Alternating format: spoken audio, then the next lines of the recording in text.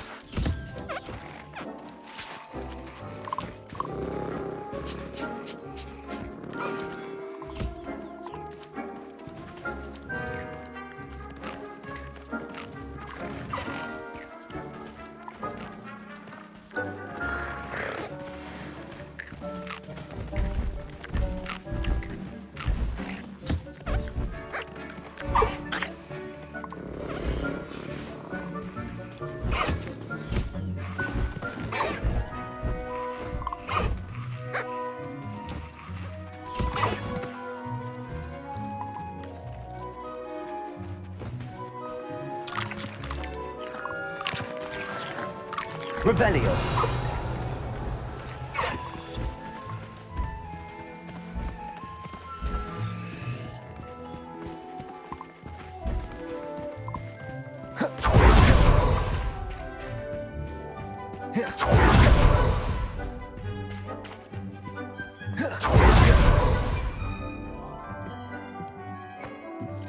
Spare a moment.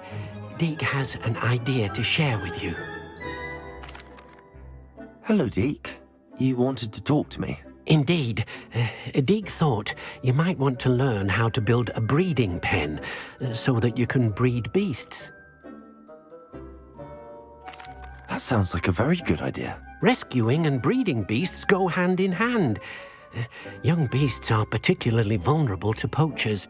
Breeding beasts here in the room will allow us to keep the younger ones safe. I see. What do I need to do? First, bring a pair of beasts to the room, one male, one female. Deke suggests rescuing thestrals, as they're at great risk from poachers. Noble creatures, but their relationship with death gives them a bad reputation. They're prized by poachers for their tail hairs. I've seen thestrals before, but where would I find a pair of them nearby? Deke has seen some wild thestrals not too far from the Hogwarts grounds. Then you'll need to purchase a spellcraft for the pen from Tomes and Scrolls and gather the materials it requires. Once you've rescued the thestrals and you have the spellcraft, you come and find Deke.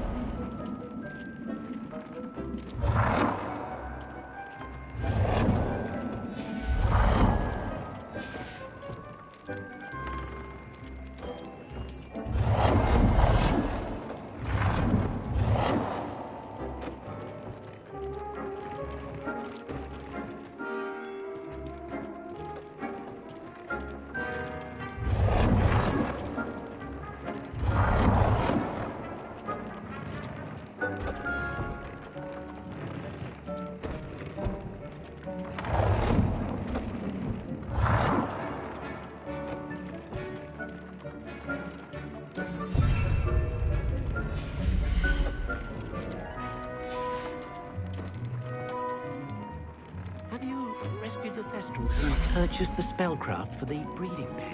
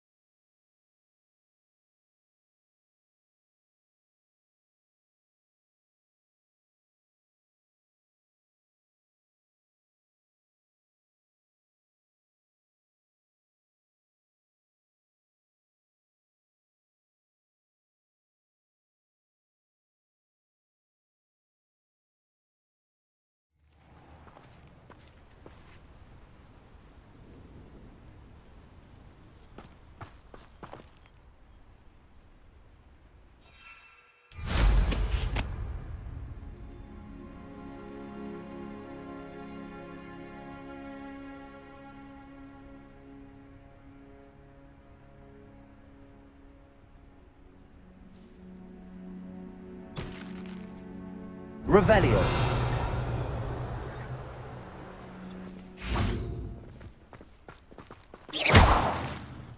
Accio. There's so much we don't know about beasts. So much to learn.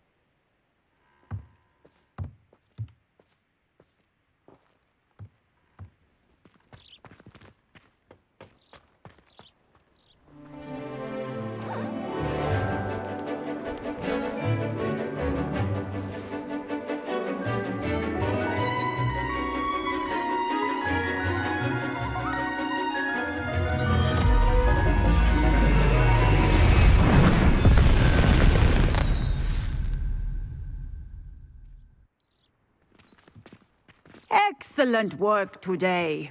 Class dismissed.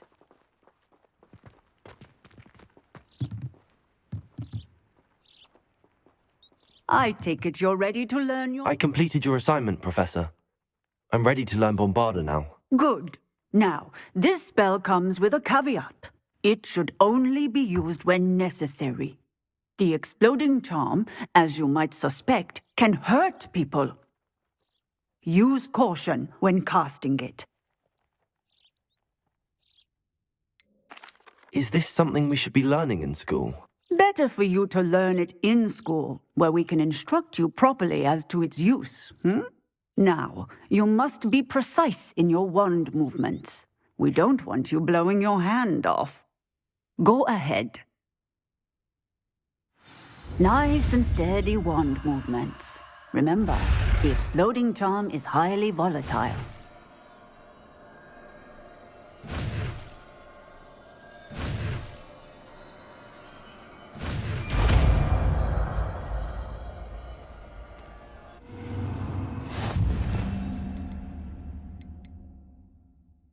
Well done. Now, let us put it into practice, shall we? Go ahead and try it on the pumpkins.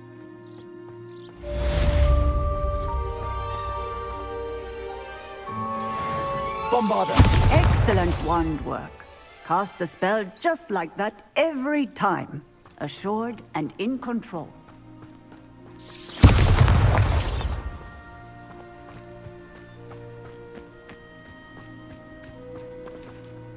Revelio.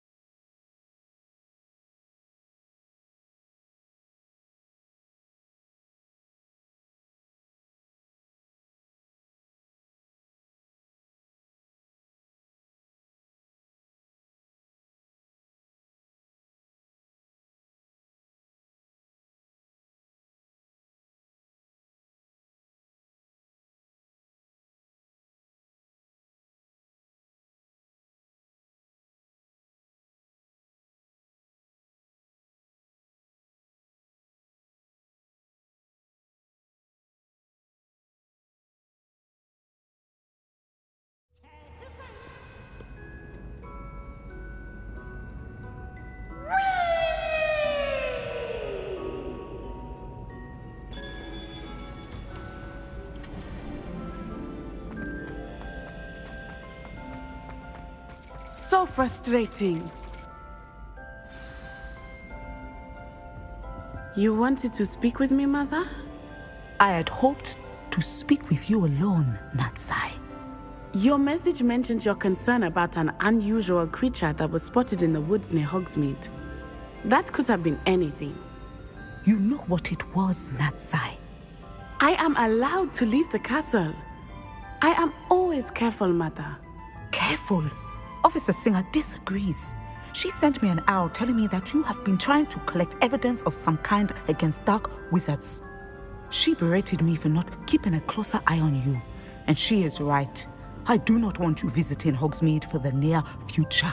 But Mother! My little gazelle, you are well-intentioned, but you must not meddle in the affairs of dangerous people. If someone had meddled in Matabeleland, Father would still be with us. I must get to class. Perhaps your friend can get you to listen to reason. So frustrating. She never listens to me. She called you her little gazelle. Is that a term of endearment where you're from? It is specific to me. I am the unusual creature in Hogsmeade she mentioned. Self-transfiguration is not taught at Hogwarts, so I am gently discouraged from practicing it. However, I am an animagus, and it is in my gazelle form that I have been able to wander the highlands rather freely until now, much to my mother's chagrin. That is how I managed to spy on Rookwood and Harlow. How does it feel to transform into an animal? Well, the first time, it can be a bit unnerving. I felt a kind of searing pain and a strong double heartbeat. But it gets easier the more you do it. I no longer feel any pain, and I must say, I find a sense of comfort in the double heartbeat. And I love being able to view the world from a different perspective. Can you choose what form your animagus will take? Oh no, a person's animagus form is determined by their personality. My mother is convinced that my form is a gazelle because I adapt well to any situation. I believe it is because I can sense danger and keep my wits about me. Were you born an animagus, or did you learn to become one? Animagi are not born. The process is quite elaborate. It involves holding a mandrake leaf in one's mouth for an entire month, then placing the leaf in a crystal phial so that it is imbued with moonlight, then adding one of your own hairs. And that is just the beginning. Self-transfiguration is common among students at Wagadu, but Professor Weasley considers it much too dangerous to teach at Hogwarts. Now the nickname makes sense. What an extraordinary ability to have. It is. I love transforming, but Mother is less enthusiastic about it. She says that no creature, especially one as rare as a gazelle, should be bounding about where poaching has become so prevalent. She claims that she has foreseen tragedy befall me in my gazelle form.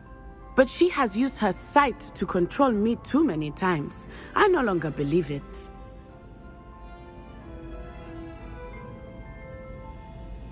She's concerned for your safety.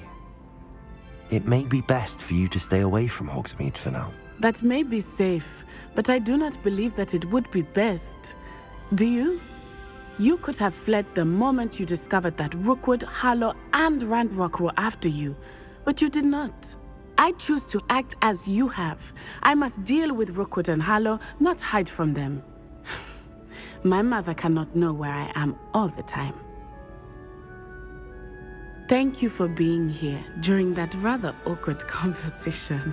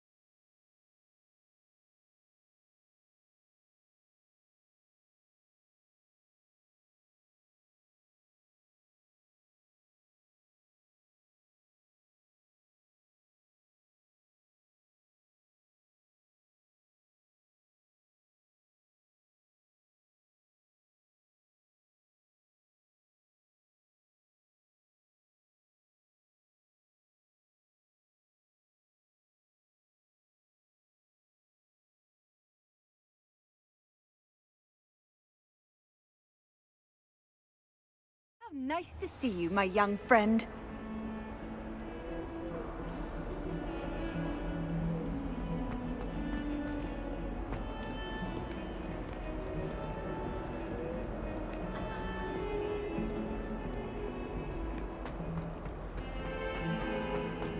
Do you even comprehend how expensive that broom was?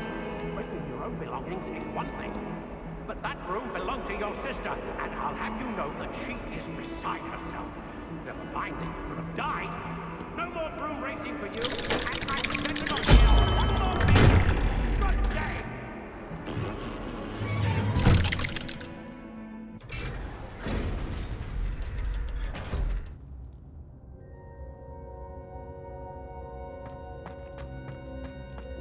You'll never believe what I've learned. What did you discover in the spellbook we found in the scriptorium? Salazar Slytherin's spellbook was a little difficult to interpret, but fascinating. Evidently, he encouraged teaching dark magic at Hogwarts. Neither the Imperious Curse nor the Killing Curse was unforgivable during his time. He believed students should be prepared to use dark magic when necessary, not to fear it. That's why we had to use Crucio to gain access to the scriptorium. He didn't want his knowledge shared with anyone who was afraid of the power of dark magic. It was hard to do, but casting Crucio was our only option. And I'm glad we did it, because in the spellbook I also found something else. References to a lost relic, which, from what I can tell, grants the holder the power to reverse dark magic curses. And you think this relic might be able to save Anne? Precisely. I plan to search for this relic, but I don't think we should tell anyone. Especially Ominous. He wouldn't understand.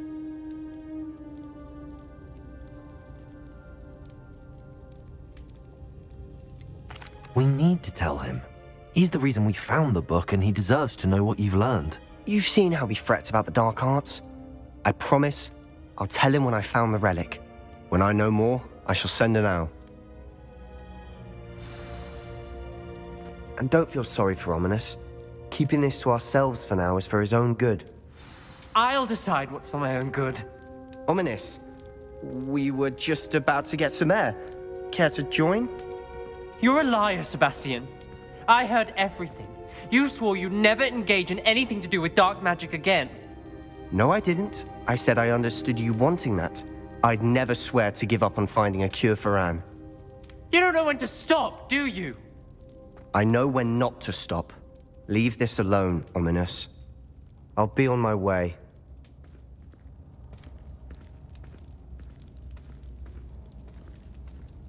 I am not letting this go.